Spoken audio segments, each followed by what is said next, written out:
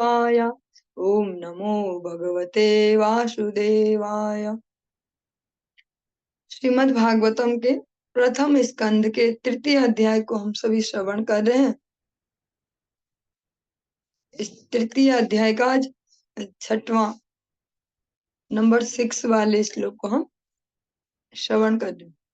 स एव प्रथमं देवः कुमारं सर्गमाश्रितः चचार दुश्चरं ब्रह्मा ब्रह्मचर्यम खंडितम। एक बार पुनः उच्चारण करेंगे। स एव प्रथमं देवः कुमारं सर्गमाश्रितः चचार दुश्चरं ब्रह्मा ब्रह्मचर्यम खंडितम।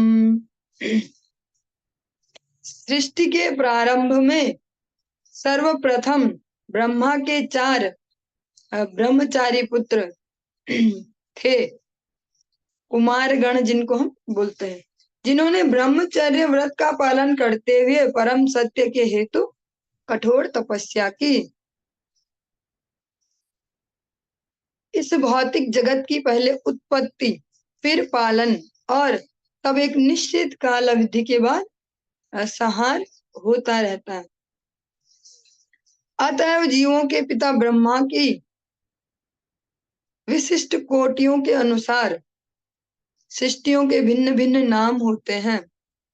ये जो लाइन है, अतएव जीवों के पिता ब्रह्मा की विशिष्ट कोटियों के अनुसार, इसका क्या मतलब है? ब्रह्मा भी कोई अलग अलग होते हैं क्या? ब्रह्मा की भी कोई अलग अलग कोटियां हैं? तो श्रीमद् भागवतम में भी ये स्पष्ट आता है कि जो द्वारिका वाली लीला है भगवान की, द्वारिकाधीश भगवान के पास एक दिन ब्रह्मा जी आते हैं, जिनको हम सब जानते हैं, ब्रह्मा जी 4 मुख वाले। उन्होंने बोला द्वारपालों को कि बोलो कि ब्रह्मा आए हैं। द्वारपाल अंदर गए कि प्रभु ब्रह्मा आए मिलने। बोला कौन से ब्रह्मा? द्वारपालों ने सेम टू सेम क्वेश्चन कर दिया, कौन से ब्रह्मा? ब्रह्मा जी का दिमाग घूम गया, अरे कौन से ब्रह्मा मतलब क्या? ब्रह्मा एक मैं ही तो हूँ। बोला जाओ बोलो सनकादिक का बाप चतुर्मुख ब्रह्मा आया है। अच्छा, भगवान ने कहा अच्छा वो भेज दो। फिर अंदर गए, भगवान को प्रणाम किया, थोड़े से ऐसे चिंता मग्न में। भगवान ने कहा कहो क्या बात है? बोला भगवान आपने ऐसा क्यों पूछा, कौन सा ब्रह्मा? ब्रह्मा क्या 10-20 होते हैं, मैं अकेला ही तो ब्रह्मा हूँ। तो भगवान हंसने लगे कि रुको। फिर भगवान बोलते हैं कि जितने भी ब्रह्मा हैं, जिन भी ब्रह्मांडों में, सब उपस्थित हो जाए मेरे समक्ष। तो भागवतम में उसका स्पष्ट उल्लेख भी है। 8 मुख वाले ब्रह्मा ऐसे डबल डबल होते गए, 4 दूनी 8 दूनी 16 दूनी 32 दूनी 64, ऐसे ऐसे लाखों करोड़ों मुख वाले भी ब्रह्मा। और सब भगवान के चरणों में जब दंडवत कर रहे हैं, सिर टेक के, ऐसे नहीं हरि बोल कर दिया दंडवत, तो सबके जो मुकुट है वो टकरा रहे, इतने सारे सारे उनकी ध्वनियां निकल रही।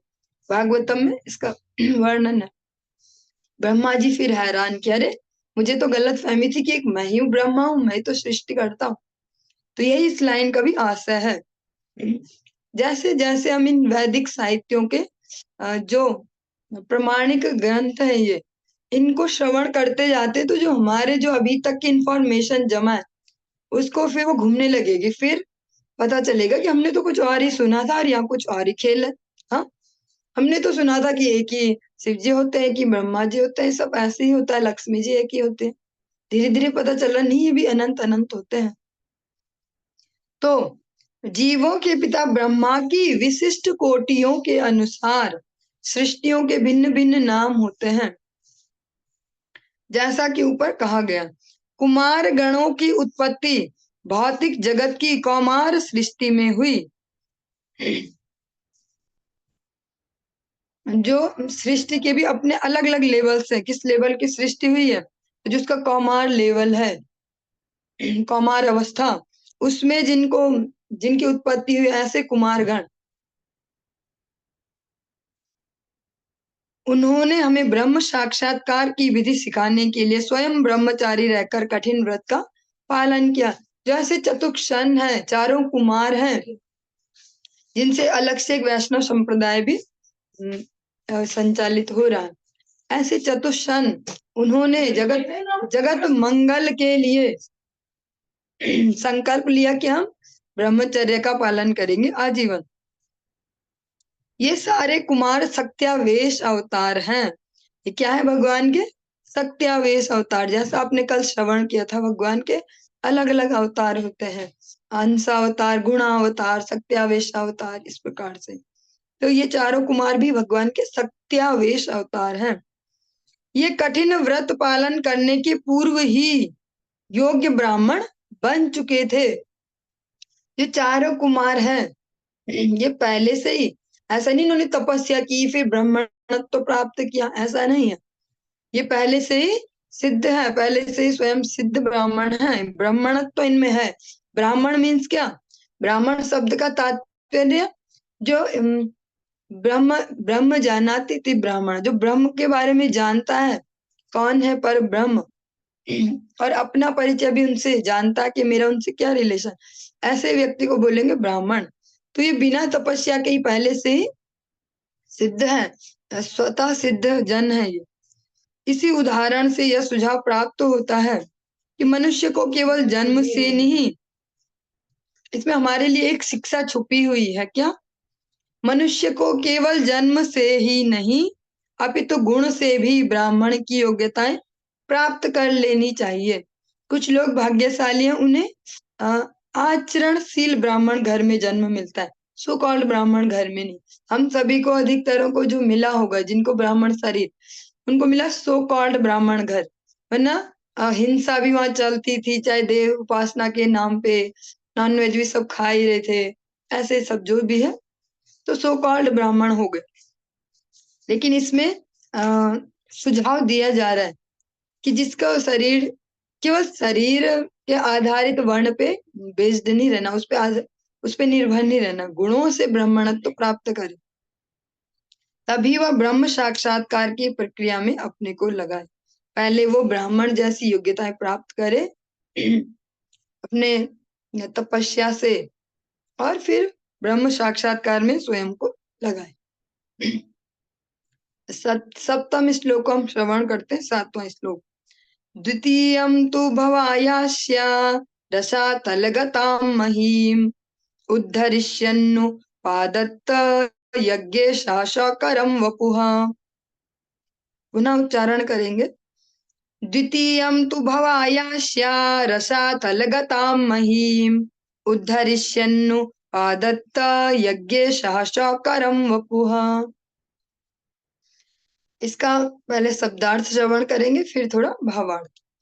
समस्त यज्ञों के परम भोक्ता ने शुकर का अवतार, द्वितीय अवतार स्वीकार किया और पृथ्वी के कल्याण हेतु उसे ब्रह्मांड के रसातल क्षेत्र से ऊपर उठाया। पहले में हमने सुना भगवान चतुष्सन के रूप में अपना विस्तार करते हैं, अब द्वितीय जो है वो भगवान का शुकर अवतार। शुकर अवतार वो वाला शुकर अवतार नहीं जो सुअर हम देखते हैं गली नालियों में इधर उधर गंदगी में, वो शुकर इसमें नहीं है। शुकर एक वन का भी होता है ना, जंगल वाले, तो वो ऐसे गंदगियां नहीं खाते फिरते, और उनका थोड़ा उनसे डिफरेंट भी होता है शरीर की संरचना, उनके दांत भी होते हैं ऐसे बड़े बड़े से। हम लोग जहाँ बचपन में रहते थे गांव में, जहाँ रहने की को भगवान की कृपा से मिला, वहाँ बहुत सारे ऐसे, वो गांव भी था, डेवलप्ड भी था, लेकिन वह जंगल भी लगते हुए था, तो वह बहुत प्रकार के जानवर ऐसे अपने सामने देखने को मिले। मतलब घर के पीछे खेत थे, फिर जंगल, तो वहां दिखते भी थे, कभी कभी धूप में घूम रहे होते थे गुलदार, जिनको गुलदार बोलते, जो बाघ की एक प्रजाति है ऐसे ही, और जंगली सुअर, वो कभी कभी आते थे वहां खेतों की वजह से, पर वो बहुत ही डेंजरस होते हैं, बहुत ही पावरफुल। तो समस्त यज्ञों के परम भोक्ता ने, इसलिए पहले शुकर वर्ड नहीं बोला जा रहा, पहले बताया जा रहा कौन है वो शुकर।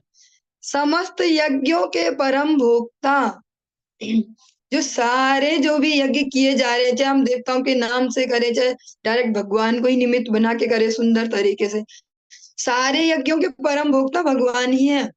चाहे हम उनकी जो आहुति दे रहे, चाहे देवताओं को भी दे रहे, पर पहले वो भगवान पे ही जाता है, तब जाके उन पे जाएगा। लेकिन ये क्या है? यजंते अविधि पूर्वकम, भगवान भगवत गीता में बोलते अविधि पूर्वक है, कि पहले किसी को सिफारिश दी, किसी को रिश्वत दी, फिर वो भगवान के पास ले गए, बल्कि डायरेक्ट भगवान की विधि पूर्वक की जानी चाहिए सेवा। तो समस्त यज्ञों के जो भोक्ता हैं वो क्या है? वो यज्ञ पुरुष कौन है? स्वयं भगवान नारायण। जब भी आप कोई कथा सुनते हैं यज्ञों से रिलेटेड और सुनते हैं कि यज्ञ पुरुष चरु लेके प्रकट हुए या ऐसा लेके प्रकट हुए, वो यज्ञ पुरुष कौन है? स्वयं भगवान नारायण। तो यहाँ पे स्पष्ट किया जा रहा है, एक एक शब्द इसका पावरफुल है, कुछ भी अननेसेसरी नहीं है। समस्त यज्ञों के परम भोक्ता ने जो समस्त यज्ञों के परम भोक्ता हैं, यज्ञ पुरुष भगवान, अब उन्होंने क्या स्वीकार किया? एक सुकर का स्वरूप, जो जंगल वाला होता है, सुकर का आप अवतार स्वीकार किया। आप लोगों ने जो जयदेव गोस्वामी का दशावतार स्तोत्र सुनते आ रहे, पुरुषोत्तम मास में पाठ भी किया, उसमें सुना था, वसति, यही है, वसति दशन शिखरे धरणी तव लग्ना शशिनि कलंकक लेव निमग्ना। जय जय केशवधृता सुकर रूप जय जगदीश हरे, जय जगदीश हरे। केशव धृता सुकर रूप, केशव ने धारण किया, केशव ने स्वीकार किया ये सुकर रूप और पृथ्वी के कल्याण हेतु से ब्रह्मांड के रसातल क्षेत्र से ऊपर उठाया। इसका एक्सप्लेनेशन श्रवण करते हैं।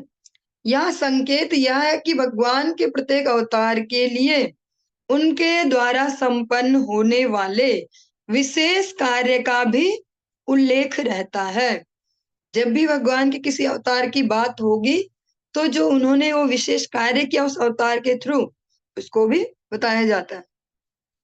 बिना कार्य विशेष के कोई अवतार नहीं हो सकता, और ऐसा कार्य सदा ही अद्वितीय होता है। भगवान ऐसे ही नहीं आ जाते कि चलो घूमते घूमते, भगवान किसी विशेष परिस्थिति में विशेष कारण से आते हैं, और जो वो करके जाते हैं वो भी अद्वितीय होता है। अद्वितीय मीन्स ऐसा कोई दूसरा नहीं कर सकता। ऐसे ही कार्यों के लिए भगवान आते, वरना किसी से भी करवा ले, ऐसे कार्य करने आते जो कोई और नहीं कर पा रहा। मतलब सारे लोग मिलके जिसको नहीं कर पा रहे, जिनको भी हम देवगण बोलते हैं, डेमी गॉड्स, वो नहीं कर पाते तो भगवान स्पेशली स्वयं आते हैं। ऐसे कार्यों का किसी जीव द्वारा संपन्न किया जाना असंभव होता है, क्योंकि ये इम्पॉसिबल है किसी भी जीव के लिए, चाहे वो चींटी से जीव समझो या अपर लेवल के जीव समझो, देवगण, हाँ, उनके द्वारा भी असंभव होता है। सूकर का अवतार पृथ्वी को गंदे पदार्थ के रसातल भाग से बाहर निकालना था। आप लोगों ने जो ये लोगों के नाम सुने, उनमें से रसातल पृथ्वी वहां थी नीचे, फिर भगवान को उनका उद्धार करना था वहां से, तो इसलिए वो सूकर रूप से आए। भगवान को बड़ा ही प्रैक्टिकल नॉलेज है, कृष्णम वंदे जगत गुरुम। ऐसे ही नहीं है, ऐसे ही नहीं, उन्होंने बिना किसी हथियार के दुनिया का कभी भी होने वाला या हो चुका हो ऐसा विश्व युद्ध जो कभी नहीं हुआ है, अद्वितीय है ऐसा, जो ऐसा विश्व युद्ध बिना हथियार उठाए जिन्होंने जितवा भी दिया, जिस टीम में गए, और उस टीम में सब कुछ कम ही है, धन बल और जन बल सब कम है, मैन पावर भी कम है, हथियार कम है, सुविधाएं कम है, सत्ता भी नहीं है, पावर भी नहीं है, लेकिन भगवान अकेले उनके अगर सपोर्ट में जाते हैं, निहत्ते केवल अपने सुझावों से उस युद्ध को जितवा भी देते हैं। तो ऐसा भगवान जो है उनमें सब कुछ एक्सेस में, जो षड भग है, बुद्धि भी जो है वो उनके जैसे किसी में हो नहीं सकती। आज हम सब इंस्पायर होते हैं नए नए लोगों से, इस साइंटिस्ट से, उस साइंटिस्ट से, दुनिया का भी सबसे अमीर आदमी, सबसे दिमागदार भी है, वो इंटेलेक्चुअल भी है, इलॉन मस्क, कितना दिमाग, लेकिन वो भगवान जैसा दिमाग नहीं, उनकी विनाशकारी बुद्धि है। ये लोग जो इंटेलेक्चुअल दिमाग यूज करते हैं विनाश में, उससे मानव सभ्यता का कोई बेनिफिट नहीं हो रहा। उल्टा समाज में जो डिप्रेशन है वो बढ़ेगा, चोरियां बढ़ेंगी, लूटमार बढ़ेंगी। जब जो आर्टिफिशियल इंटेलिजेंस बढ़ता जा रहा और बढ़ेगा इन फ्यूचर और ज्यादा, तो मनुष्यों के लिए करने के लिए क्या होगा? कुछ नहीं, लेकिन आवश्यकताएं तो होंगी ही ना। खाना पीना भी चाहिए और शोसेबाजी भी बढ़ते जाएगी कि देखो हम पे ये, तो दूसरा भी किलसेगा, मेरे पास भी होना चाहिए। और उसके लिए करने को कुछ काम होगा नहीं, तो क्या करेगा? जिनके पास है उससे लूटेगा, किसी का मर्डर करेगा, 10-10 रुपए के लिए भी मर्डर हो जाए करेंगे। हाँ, तो ये क्या है? उनकी जो वो इंटेलेक्चुअल पावर जिसका सब लोग बोल रहे हैं, वाह बहुत बढ़िया बुद्धि इलॉन मस्क की, इसने तो एआई भी बना दिया, ये कर रहे वो कर रहे, लेकिन वो विनाश में लग रही। भगवान की कैसे सृजनात्मक भगवान की मंगलमय बुद्धि है भगवान, और जिसको भी देते हैं। और दूसरी बात, भगवान जिसको देते भी हैं ये बुद्धि, वो बुद्धि भी मंगल में ही लगती है। हम लोग स्पष्ट डिफरेंशिएट कर सकते हैं भगवान विष्णु के, भगवान राम जो विष्णु तत्व है, इनके जो भक्त होंगे, उनकी जो बुद्धि योगम है या जो भी कुशलता है, वो हमेशा कल्याणकारी कार्यों में लगेगी, मंगलकारी कार्यों में।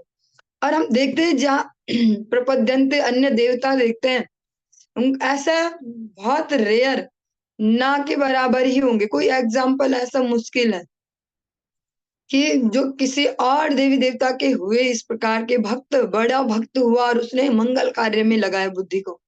जब हम बात करते हैं भोलेनाथ के भक्तों की, कि भोलेनाथ के भक्त भैया बहुत है, उनके भी बहुत भक्त है, लेकिन मंगल कार्य में कितने लगे? जो भी जिन्होंने भी बताया खुद को हाई लेवल के भगत, दंत वक्र, इतनी तपस्याएं करते, भोलेनाथ को साक्षात्कार करते, मांगता क्या है? कृष्ण को मार दूं मैं, कृष्ण को मार दूं मैं, ऐसा वरदान दे दो। रावण सिर कटा कटा के डालता है, लेकिन मांगता क्या है? ऐसी पावर जिससे सारी सृष्टि को अपने कब्जे में कर लो और मुझसे बड़ा कोई ना रह पाए। हाँ, सबको सताता फिरूं, सबको मैं जीना हराम कर दो। तो वो सतोगुण और हिरण्यकश्यपु ब्रह्मा जी की तपस्या करके क्या मांगते हैं? लगभग अमरत्व ही मांग लेते हैं, घुमा फिरा के, बस अमर ही कर दो। और यूज कहाँ करते हैं? क्या मंगल कार्य में करते हैं कि इन्होंने बड़े बड़े मंगल कार्य प्रारंभ करवा दिए? नहीं, विनाश में। तो इसलिए भगवान द्वारा जो प्रदत्त बुद्धि योग है वो भी पवित्र है, भगवान जैसा ही। उसको भक्त लोग सही दिशा में लगाते हैं। आप लोग प्रैक्टिकली आज की डेट में देख रहे होंगे संसार भर में, ये इससे पहले भी जो भगवान के भक्त आए समय समय पर, उन्होंने अपने जो भगवान ने उन्हें क्वालिटीज दी हैं, कोई भी किसी भी प्रकार की क्वालिटी, उसको भगवत सेवा में लगाया, समाज के मंगल में लगाया। तो भगवान भी जब आते हैं तो इसी प्रकार से कार्य करते हैं, ऐसा आइडिया निकालते हैं किसी भी प्रॉब्लम का कि कोई निकाल नहीं सकता। तो अब पृथ्वी जी के उद्धार की बारी है, ये रसातल में है, सृष्टि करें कैसे? तो फिर भगवान ने शुकर अवतार लिया कि यहाँ पे तो यही फॉर्मूला फिट होगा, शुकर से ही, शुकर की जो दाढ़ है उनसे ही पृथ्वी को यहाँ पे ऐसे टिका के उद्धार कर पाऊंगा। गंदे स्थान से कोई चीज उठाना शुकर का कार्य है, और सर्वशक्तिमान भगवान ने यह आश्चर्य असुरों को कर दिखाया, जिन्होंने पृथ्वी को ऐसे गंदे स्थान में छिपा दिया था। भगवान के लिए कुछ भी असंभव नहीं है। यद्यपि उन्होंने शुकर की भूमिका निभाई, तो भी वे सदैव दिव्य स्थिति में रहते हुए भक्तों के द्वारा पूजित होते हैं। भगवान अगर शुकर रूप भी धारण करते हैं, तो उनके छीछी ऐसे नहीं करेगा कोई, उसको भी बोलेंगे केशवाधृता सुकारा रूपा जय जगदीश हरे, जय जगदीश हरे। उसको भी लोग गाएंगे, भगवान की स्तुतियां करेंगे, वराह भगवान की।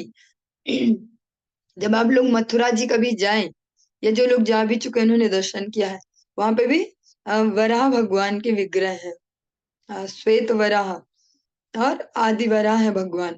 वो वराह भगवान जो है ना, वो सतयुग वाले, वो हमेशा हमेशा के वाले विग्रह। मथुरा जी में अभी भी कुछ कुछ प्राचीन विग्रह है। जिस धरती देवी पे हम रह रहे हैं, हाँ, ये धरती और जो हम सबका गोल भी होता है लगभग सब इंसानों का, कि भैया अपनी जमीन खरीद ले हम और बढ़ाते जाएं। अच्छा 5 विस्वा खरीद ली, जोड़ लगा के, थोड़ा सा 5 विस्वा और जोड़ लो, थोड़ा सा और 1 बीघा हो जाए। कई कई सस्ती जगह पे देखो गांव में जो बाद में बढ़ सकती है, वहां 5 बीघा लेके डाल लो। जमीन जमीन जमीन, जिस भूदेवी के पीछे सब भाग रहे हैं ये मेरे कब्जे में आए, भूदेवी वो भूदेवी के पतिदेव कौन है? वराह देव। हाँ, अरे ऐसे वराह भगवान को नहीं पूजेंगे, वराह भगवान आप किनारे हो जाओ, अपनी पत्नी इधर भेजो, है ना। तो हमें सही प्रोसेस समझनी होगी। अगर हम इनको समझेंगे तो ये जीवन जीना प्रैक्टिकली भी इजी हो जाएगा हमारे लिए। हम समझ पाए कि इनको कैसा सम्मान मिलना चाहिए। अभी हम इनको जमीन समझते हैं, एक धरती का एक टुकड़ा कब्जा कर लो, है ना, ऐसे। लेकिन वो क्या है? भूदेवी। और धन को भी ऐसे ही समझते हैं, अकाउंट में ज्यादा से ज्यादा ये हो जाए, ये क्या है? पैसा है। लेकिन वो श्री देवी, भगवान की दोनों शक्तियां, भूदेवी और श्री देवी। तो हम इस प्रकार से जब उनके जो स्वामी हैं उनकी भक्ति करेंगे तो वो स्वयं ही प्रसन्न रहेंगी। हमें हमें अलग से उन्हें घूस नहीं खिलानी कि हे धरती माता, हे धरती माता, ऐसे धरती और कब्जे में करो और पैसा ऐसे। श्री देवी, भूदेवी और श्री देवी जो बालाजी भगवान जिनके पास इतने ही लोग जाते हैं तिरुपति बालाजी दर्शन करने, सब कुछ सोना सोना सोना वहां पे, हाँ, चढ़ाते भी सोना ही है, लोग जा जाके फेंकते हैं अपने गहने। तो उनके दोनों तरफ कौन कौन है? श्री देवी और भूदेवी। तो ये हमें समझ ले तो जीवन जीना थोड़ा सरल हो जाएगा। चलिए, 8वें श्लोक की ओर, अष्टम जो श्लोक है इसकी ओर आगे बढ़ते हैं। तृतीयं ऋषि सर्गम वै देवर्षि त्वमुपेत्य सः तंत्रं सात्वतमाचष्ट नैष्कर्म्यं कर्मणां यतः। एक बार पुनः उच्चारण करते हैं। तृतीयं ऋषि सर्गम वै देवर्षि त्वमुपेत्य सः तंत्रं सात्वतमाचष्ट नैष्कर्म्यं कर्मणां यतः। इसका शब्दार्थ पहले श्रवण करते हैं। ऋषियों के सर्ग में भगवान ने देवर्षि नारद के रूप में, जो देवताओं में महर्षि हैं, तीसरा सत्यावेश अवतार ग्रहण किया। उन्होंने उन वेदों का भाष्य संकलित किया जिनमें भक्ति मिलती है और जो निष्काम कर्म की प्रेरणा प्रदान करते हैं। इसके अब एक्सप्लेनेशन में आगे बढ़ेंगे। भगवान के सत्यावेश अवतार महर्षि नारद संपूर्ण जगत में भक्तिमय सेवा का प्रचार करते हैं। ब्रह्मांड में सर्वत्र विभिन्न लोकों में तथा समस्त योनियों के सारे बड़े बड़े भगवत भक्त उनके शिष्य हैं। नारद जी क्या है? ब्रह्मांड के सर्वत्र विभिन्न लोकों में, केवल एक लोक में नहीं कि देवलोक में देवर्षि नाम है, तो प्रत्येक लोकों में, अलग अलग लोकों में और अलग अलग प्रकार की जो योनियां, जो अलग अलग शरीर हैं, केवल मनुष्य ही नहीं, अलग अलग जो भी योनियां, उन सब में जो बड़े बड़े भगवत भक्त हुए। जैसे एग्जाम्पल के लिए लेंगे, पक्षियों में आपने नाम सुना होगा, कागभूसुंडी जी। हाँ, मतलब ये एग्जाम्पल किसके हैं कि जो अलग अलग योनियों में भगवत भक्त हुए। हमें तो लगता मनुष्य शरीर तो यही भक्त नहीं। और दैत्यों में प्रहलाद महाराज, वो भगवान के भक्त हुए। से अलग अलग योनियों में भगवान के भक्त जो हैं वो भगवत भक्त, उनके शिष्य, नारद जी के शिष्य होते हैं ये महान महान भक्त। श्रीमद् भागवत के संकलन करता श्री व्यासदेव भी उनके शिष्यों में से एक है। आज सुबह की कक्षा में आपने श्रवण किया गुरुदेव के श्रीमुख से कि भैया नित्यानंद प्रभु जिनको गुरु करेंगे वो कैसा वैष्णव होगा, कैसे व्यक्ति से दीक्षा लेंगे, कैसे व्यक्ति के शरण लेंगे, पदाश्रय लेंगे, है ना। तो यही यहाँ पे भी है। नारद जी की विशेषता समझनी तो जरा शिष्यों को तो देखो और फिर समझ पाओ कि शिष्य ऐसे हैं, तो उन्होंने नारद जी को भी, तो इससे हम कनेक्ट कर पाएंगे, दोनों की महानता को समझ पाएंगे इजीली। व्यास देव जो है जिन्होंने संपूर्ण मनुष्य जाति के लिए संपूर्ण वैदिक साहित्य को संकलित किया, ऐसे व्यास देव जी भी नारद जी के शिष्य हैं। नारद पंचरात्र जो भगवत भक्ति विषयक वेदों का भाष्य है उन्हीं के द्वारा रचित है। नारद पंचरात्र आप लोगों ने कई बार नाम सुना होगा, इसका एग्जाम्पल भी दिया जाता है हरिनाम की महिमा में, या कभी कभी एकादशी महिमा में। तो ये नारद जी द्वारा रचित है। यह नारद पंचरात्र कर्मियों को कर्म बंधन से मुक्ति दिलाने की शिक्षा देता है। जो रात दिन सकाम कर्मों में लगे हुए हैं उनको इन कर्म बंधनों से छुटकारा दिलाने में हेल्प करता है। बद्ध जीव अधिकांश सकाम कर्म के प्रति आसक्त होते हैं क्योंकि वे अपने श्रम का जीवन का श्रम द्वारा जीवन का आनंद भोगना चाहते हैं। ये लाइन हम सभी के लिए बहुत सुंदर है, हम पे फिट भी हो रही है। बद्ध जीव अधिकतर सकाम कर्म के प्रति आसक्त होते हैं। जैसे मैं तो खुद से देखती हूँ, कभी कभी अगर एक आध हरिनाम छूट भी गया है और काम दिख रहा है कोई जरूरी, पहले वो करेंगे, क्योंकि उसका रिजल्ट तो हमें फील होता है ना तुरंत कि अच्छा यहाँ पे ये काम छूटा है, मैंने कर दिया, हाँ हो गया। हरिनाम का रिजल्ट पता नहीं चलता, तो फिर उसको किनारे कर दो, है ना। तो क्या होता है, बद्ध जीव सकाम कर्मों के प्रति आसक्त होते हैं क्योंकि वे अपने श्रम द्वारा जीवन का आनंद भोगना चाहते हैं। इतनी मेहनत करके जो गधों जैसे रात दिन मेहनत करे, वर्ड थोड़ा अजीब सा बुरा लगता होगा आप लोगों को, पर अधिकतर जो हार्ड वर्क का एग्जाम्पल गधे से ही दिया जाता है। वो बेचारा कभी बोल भी नहीं पाता कितना लोड क्यों डाल रहे मालिक साहब या कुछ भी, है ना। तो इसलिए गधों वर्ड ये वैसे नहीं है। तो हम जो ये इतना ज्यादा वो कठिन परिश्रम करते हैं, इसका लक्ष्य क्या होता है, जीवन का आनंद भोगना, कि भैया और मेहनत करो और फिर सुख मिलेगा, ये हो जाएगा वो भी हो जाएगा।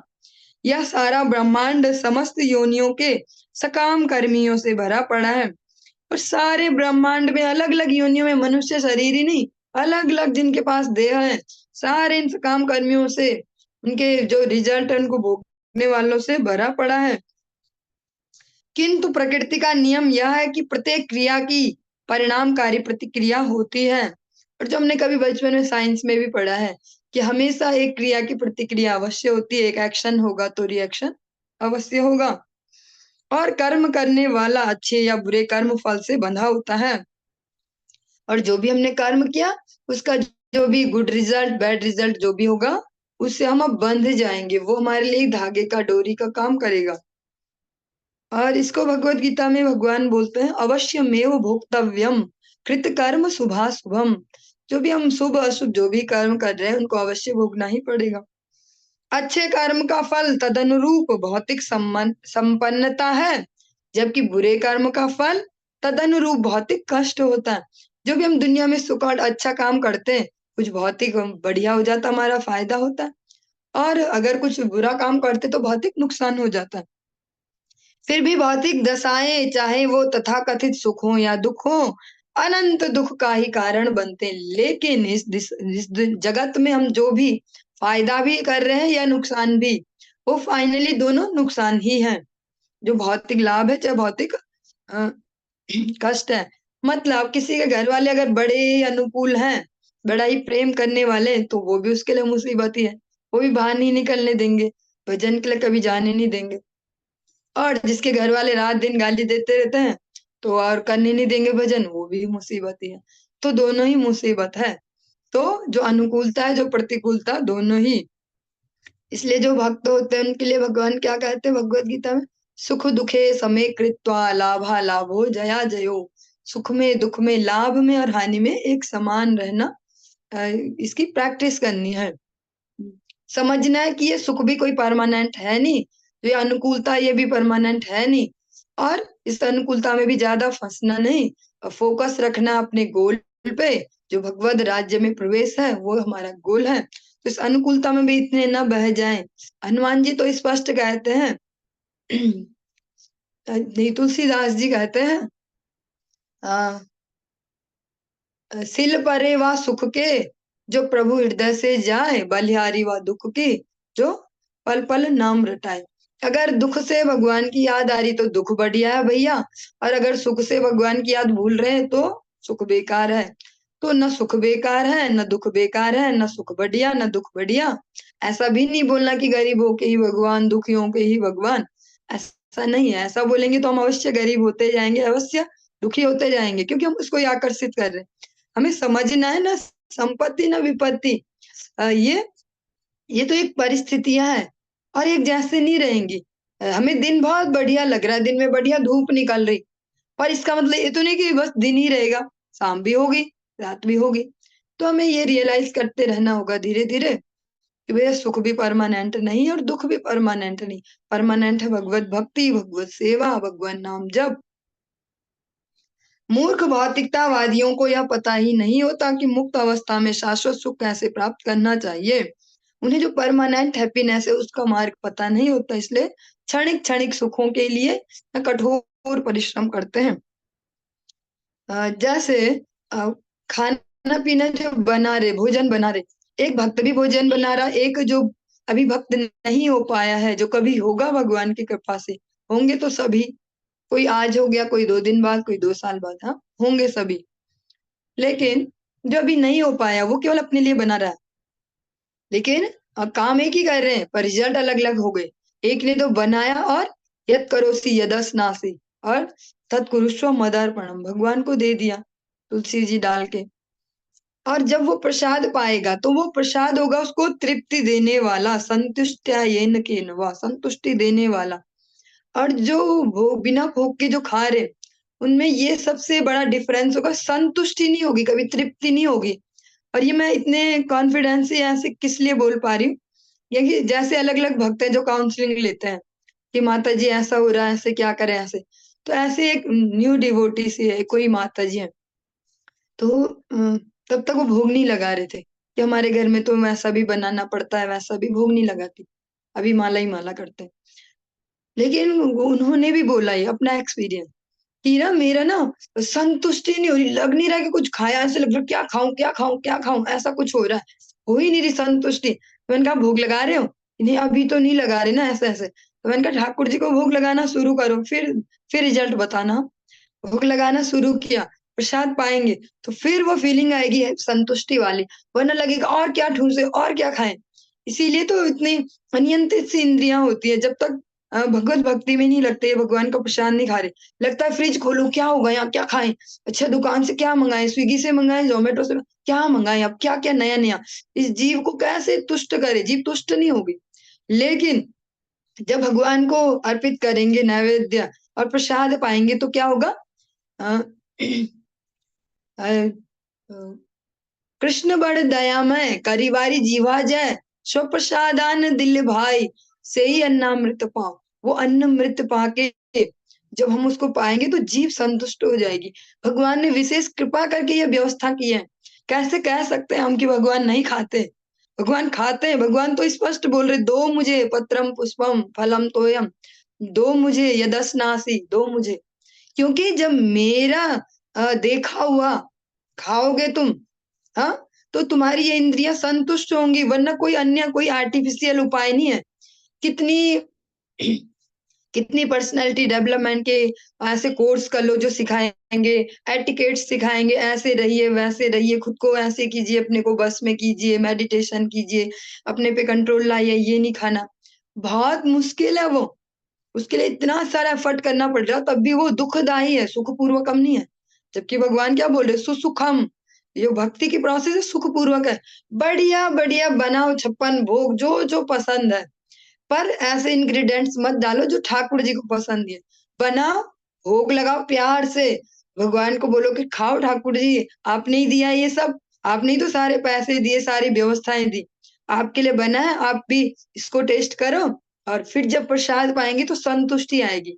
इसका एक और प्रैक्टिकल सा एग्जाम्पल है, जब भी कोई ऐसे फीस्ट प्रोग्राम होते हैं, महाप्रसाद वाले प्रोग्राम, तो कुछ नए लोगों को जब इनवाइट किया जाता है कि आप भी आना कीर्तन में, आप भी आना प्रोग्राम में, तो उनका पहला रिएक्शन क्या होता है प्रसाद पाके, ऐसा कहीं नहीं मिलता, ऐसी खीर कहीं नहीं मिलती, जैसा यहाँ होता है ना स्वाद, ऐसा कहीं नहीं होता। ऐसा क्यों?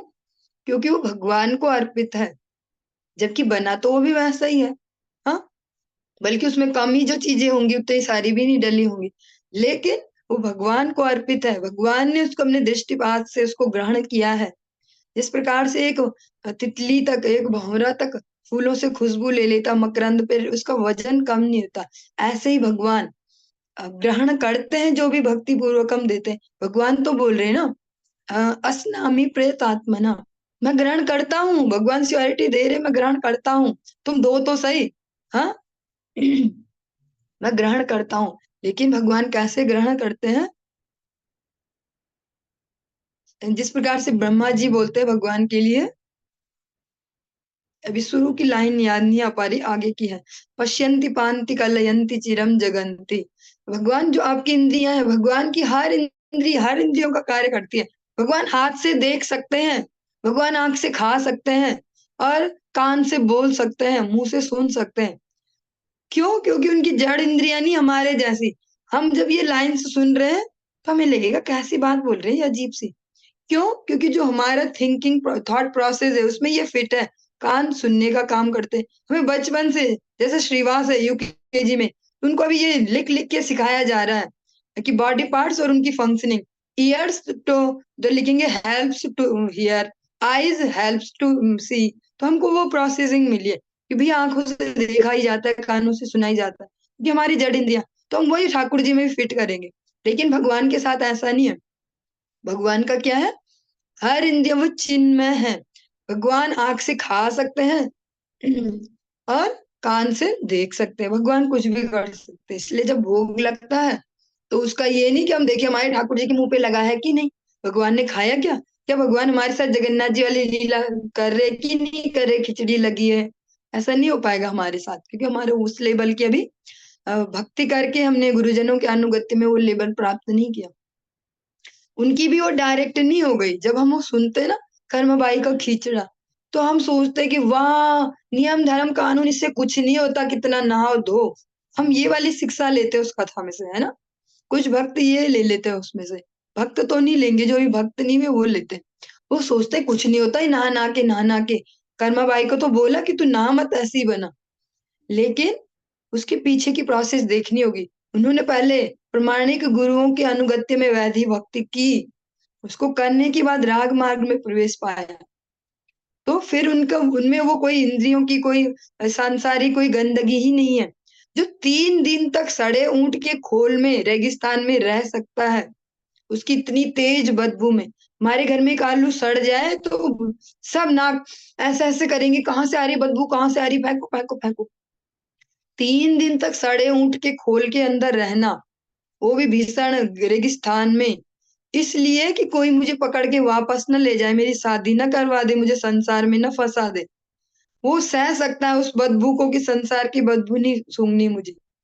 ऐसे व्यक्ति के लिए है वो कि भैया तू जूठे ही डंठल से दांत उनसे ही घुमा खिचड़ी और भोग लगा, हमारे लिए नहीं। तो हमें समझना होगा, हमें प्रॉपर अनुगत्य में भगवान की सेवा सीखनी और उसको करना। और भगवान ग्रहण करते हैं जो भी हम भोग लगाते हैं। भगवान बोल रहे अस्नामि प्रियतात्मना यो में भक्त्या प्रयच्छति, यो में भक्त्या प्रयच्छति, जो भक्ति पूर्वक देगा, प्रेम पूर्वक देगा। चलिए, तो ऐसे जो नारद जी हैं उन्होंने रचना की नारद पंचरात्र की। यह सारा ब्रह्मांड समस्त योनियों के सकाम कर्मियों से भरा पड़ा है। सभी प्रकार की आर्थिक विकास योजनाएं इन सकाम कर्मों में सम्मिलित है। श्री नारद इन मूर्ख सकाम कर्मियों को बताते हैं कि किस प्रकार वास्तविक सुख प्राप्त करना चाहिए। नारद जी सही सही गाइड करते हैं कि किस प्रकार से जो वास्तविक परमानेंट पीस है, परमानेंट हैप्पीनेस है, शाश्वत शांतिम, जो वर्ड आप सबने याद किया है, क्षिप्रम भवती। तो शाश्वत शांतिम जो है वो मिलेगी कैसे? नारद जी उस प्रोसेस को बताते हैं। वे संसार के रुग्ण मनुष्यों को निर्देश देते हैं कि किस प्रकार उनके वर्तमान कार्य से उनका आध्यात्मिक उत्थान हो सकता है। नारद जी क्या निर्देश देते हैं हमें? और इसमें वर्ड यूज किया रुग्ण मनुष्यों। रुग्ण मीन्स बीमार, आध्यात्मिक रूप से बीमार जो मनुष्य हैं, जिनको वास्तविक स्थिति का पता ही नहीं कि हम बीमार भी हैं। हमें तो लग रहा है हम सब हैप्पी हैं, सब हेल्दी हैं, वेल्दी हैं, सब ओके हैं। नारद जी स्पष्ट बताते हैं किस प्रकार से आपकी अभी जो स्थिति है, अभी जो है, वहीं से आप कैसे शुरू कर सकते हैं प्रैक्टिकली भक्ति को, भजन को। जिस भी सांसारिक स्थितियों में आप हैं, जो भी आप जॉब कर रहे हैं, जिस भी रोल में है, उसमें रहते हुए भी उसी को आप कैसे भगवान की सेवा में यूज कर सकते हो। जैसे कोई हाउस वाइफ है, जो भी ग्रस्त महिलाएं हैं माता जी, वो इन्हीं गृह कार्यों को अगर भगवान को सेंटर में रख के करती हैं, तो जो गृहस्थी में हमारे लिए अभी तक आफत थी कि परेशान हो गए, रोज वही काम, तंग हो गए, छी बेकार है, तो वही करते रहो, झाड़ू बर्तन कपड़ा। लेकिन जब उसको भगवत सेवा के लिए यूज करें तो वही सेवा में बन गया, तो हमारा काम भी हो गया और ये इधर से सेवा में भी ऐड हो गया, है ना। इस प्रकार से एफडी करवाते हैं, पैसे वहीं के वहीं भी हैं और उसका ब्याज भी मिलते जा रहा। तो ऐसे ही हमारा काम भी हो गया दुनियादारी का, और उससे सेवा भी ऐड हो गई कि भैया भगवान को भोग लगाया, पकाया तो फैमिली के लिए, हाँ पकाया अपने लिए, पर वो ऐड हो गया वहां सेवा में भी, दोनों हो गए। वैद्य दूध की बनी वस्तु खाने से अपच से पीड़ित रोगी को दूध से ही बना दही खाने का उपचार बताता है। अतः रोग का कारण और उपचार एक ही हो सकता है। यहाँ पे सुंदर सा एग्जाम्पल है, सुंदर सा दृष्टांत है। जैसे दूध की चीजें खा खा के, दूध से बनी कोई चीजें खाई, किसी ने उसका स्वास्थ्य कुछ गड़बड़ हो गया, पेट में कुछ गड़बड़ हो गई, तो जो आयुर्वेदिक जो होंगे डॉक्टर, उसको दही के साथ कुछ ऐसा उपाय बताएंगे कि आप दही के साथ ये खा लो, दही के साथ ये खा, हाँ वो भी दूध से ही बनी है, लेकिन उसके यूजेस कहाँ कैसे करना, वो भी मिल्क प्रोडक्ट और ये भी मिल्क प्रोडक्ट, मिल्क प्रोडक्ट से ही समस्या हुई और मिल्क प्रोडक्ट को उसके उपचार में यूज किया। तो इसी प्रकार नारद जी सभी जीवों को अच्छे से बताते हैं, जिन सांसारिक परिस्थितियों से तुम अभी पागल हुए पड़े हो, उन्मत्त हो रखे हो, इनको ही कैसे अपने उत्थान में, अपने मंगल में यूज कर सकते हैं। किंतु उपचार करने वाले को नारद जी के समान ही कुशल वैद्य होना चाहिए। लेकिन वैद्य कैसा हो, आध्यात्मिक वैद्य भी नारद जी जैसा, नारद जी का रिप्रेजेंटेटिव हो, उनका प्रतिनिधि हो। भगवत गीता का भी यही उपदेश है कि अपने श्रम के फल से भगवान की सेवा करनी चाहिए। जो आप सबने स्मरण किया है, बड़ा ही परिश्रम करके, यत करोसी, लास्ट में तत्कुरुष्व मदर्पणम, जो भी हम कार्य कर रहे हैं, अगर उनके रिजल्ट्स को भगवान की सेवा में अर्पित करते हैं, यथा धन के रूप में, यथा तन के रूप में, यथा मन के रूप में, जिस प्रकार से भी, पदार्थ के रूप में, जैसा भी हमारी अफोर्डेबिलिटी है, तो अगर उसको भगवान की सेवा में हम यूज करते हैं, तो आ, इन कर्मों के जो रिजल्ट्स है वो हमको बांध नहीं पाएंगे, वो हमारे लिए जंजीर का काम नहीं करेंगे। इससे नैष कर्म या मुक्ति का पथ सुलभ हो सकेगा, बल्कि उल्टा होगा, हम ऐसे कर्मों को करते जाएंगे और भगवान की सेवा में यूज करेंगे, तो वही हमारे लिए नैष कर्म में बन जाएगा।